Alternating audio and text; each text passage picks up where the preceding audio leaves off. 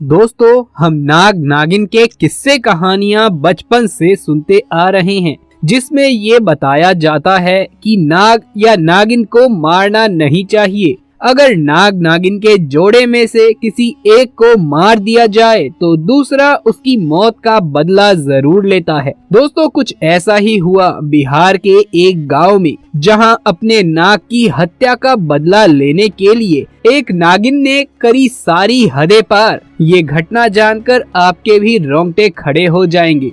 दरअसल दोस्तों, बिहार के एक छोटे से गांव में दो भाई रमेश और गोविंद रहते थे। वो दोनों एक गरीब परिवार से थे, इसीलिए वो दोनों काम के सिलसिले से अक्सर दूसरे गांव जाया करते थे।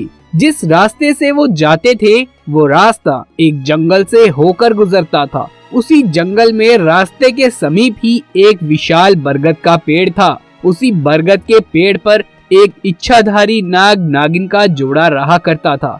एक दिन की बात है, नागिन यूं ही जंगल में घूमने चली गई थी, लेकिन नाग वहीं पेड़ के नीचे ही सो रहा था। जब रमेश और गोविंद शाम को उसी रास्ते से अपने घर आ रहे थे जहां वो बरगद का पेड़ था, उस समय वहां थोड़ा थोड़ा अंधेरा था। तो अचानक उन दोनों की नजर उस नाग पर पड़ गई, तो दोनों नाग को देखकर डर गए। फिर उन्होंने सोचा कि ये नाग हमें कोई नुकसान ना पहुंचा दे, इसीलिए उन दोनों ने नाग को डंडे से पीट पीट कर वहीं मार डाला और उसे उठाकर उसी पेड़ पर लटका दिया। और ये ही उन दोनों की सबसे बड़ी गलती थी। जब दोनों को पता चला कि ये कोई साधारण नाग नहीं बल्कि एक इच्छाधारी नाग है, तो जल्दी से दोनों अपने घर की तरफ भाग गए। इधर जब इच्छाधारी नागिन वापस उसी पेड़ के पास आई तो अपने मृत नाग को पेड़ पर लटका देखकर वो बेसुध हो गई।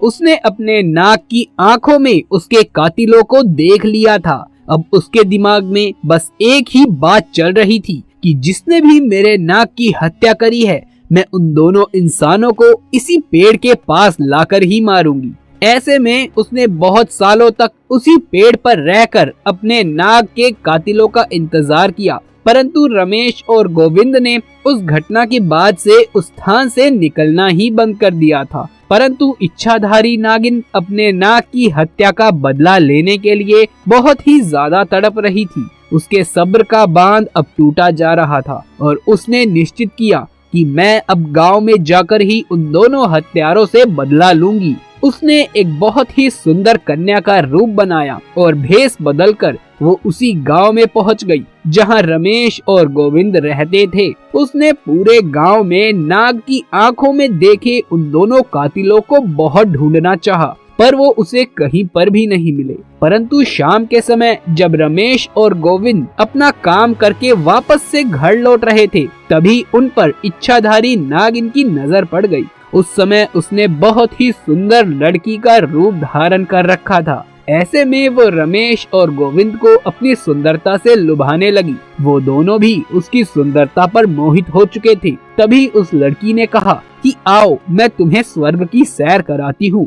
वो दोनों भी ये सुन बेसुध हो गए और उसके पीछे पीछे जाने लगे। वो उस लड़की की सुंदरता में इतने मोहित हो चुके थे कि उन्हें समझ नहीं आ रहा था कि वो दोनों उसी स्थान पर जा रहे हैं जहां पर उन दोनों ने नाग की हत्या करी थी। अब वो इच्छाधारी नागिन उन दोनों को लेकर उसी पेड़ के पास आ गई और अपना भयंकर विशाल रूप उन दोनों को दिखाया, जिसे देखकर दोनों के होश उड़ गए और डर के मारे दोनों कांपने लगे। नागिन ने दोनों को डस डस कर उसी पेड़ के पास मार दिया और पुनः उसी पेड़ पर रहने लगी। दोस्तों, आप भी इस बात का विशेष ध्यान रखिएगा कि कभी भी किसी प्रकार से जाने अनजाने में आप किसी भी सांप या नाग नागिन को चोट ना पहुंचाइए, क्योंकि हमारी एक गलती हमारे ऊपर बहुत भारी पड़ सकती है। नाग हो या नागिन, ये सभी महादेव के गहने हैं। हमारा कार्य ये है कि जैसे हम महादेव की भक्ति करते हैं, उन्हीं के साथ ही हमें इनकी भी पूजा अर्चना करनी चाहिए, ना कि इन्हें चोट पहुंचानी चाहिए। तो दोस्तों, आपकी इस घटना के बारे में क्या राय है, नीचे कमेंट बॉक्स में लिख करके जरूर से बताइए। यदि आप भी महादेव शिव के सच्चे भक्त हैं तो कमेंट बॉक्स में हर हर महादेव जरूर से लिख दे। ये वीडियो पसंद आया हो तो इसे एक लाइक करके अपने दोस्तों और रिश्तेदारों में इसे ज्यादा से ज्यादा शेयर कर दें। आगे भी ऐसे वीडियोस देखते रहने के लिए हमारे चैनल को सब्सक्राइब करके पास वाले बेल आइकन को भी दबा लीजिए।